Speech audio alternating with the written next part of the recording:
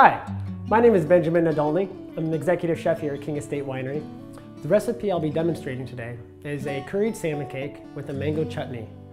It was a submission by Pam and Scott Spettel, longtime Tower Club members. Pam and Scott were married here at King Estate Winery back on 10/10/10, October 10th, 2010 at 10 a.m. And so be able to kind of make a full circle connection with their involvement in the winery and how much they really mean to us and how much the experience means to us. It's kind of really makes the recipe and the flavors and everything that goes with the pairing with the wine, like I said, sort of a full circle experience. The first part of this recipe is going to be the mango chutney. The first thing we're going to add is 2 cups of mango, peeled and diced. Next thing I'm going to add is zest of 1 lemon.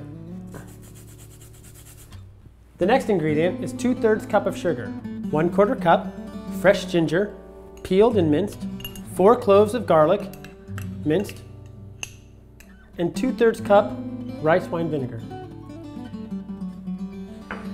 And an optional ingredient could be a little cayenne pepper flake. The winery here, we like to use Spettel, which is a Spanish pepper.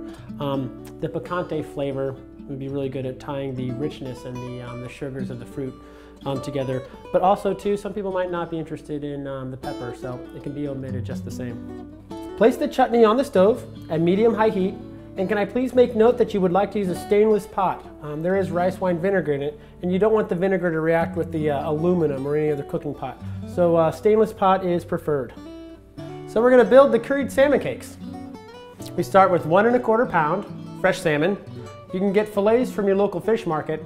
Just cut it to about 1/2-inch pieces.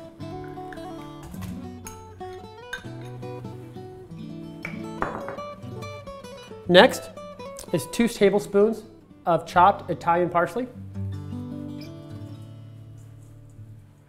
1/2 cup of fresh cilantro, also chopped, 3 tablespoons of mayonnaise or aioli,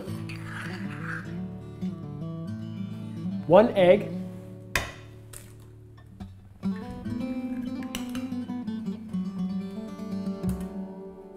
zest and juice of 1 lemon,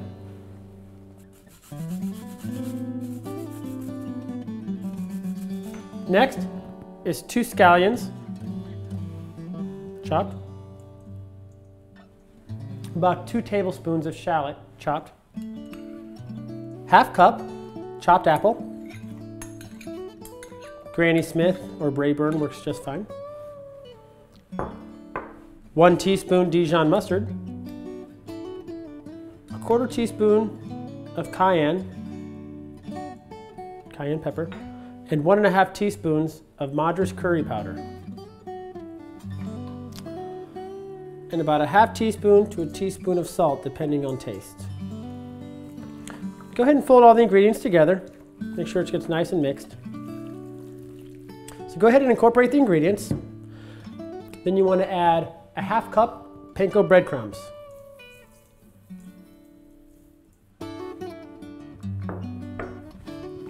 Panko will help bind everything together. The next step is to form the salmon cakes.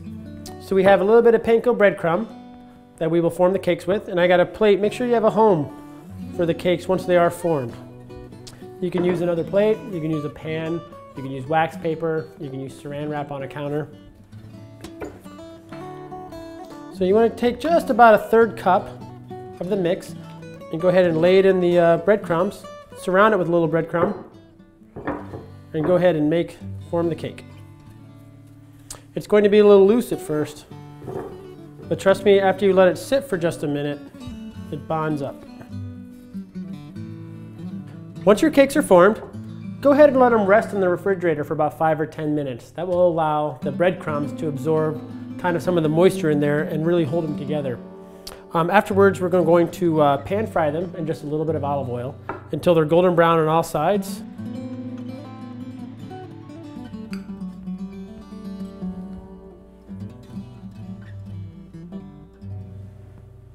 And there you have it, curried salmon cakes with mango chutney to be paired with our 2011 Backbone Pinot Gris.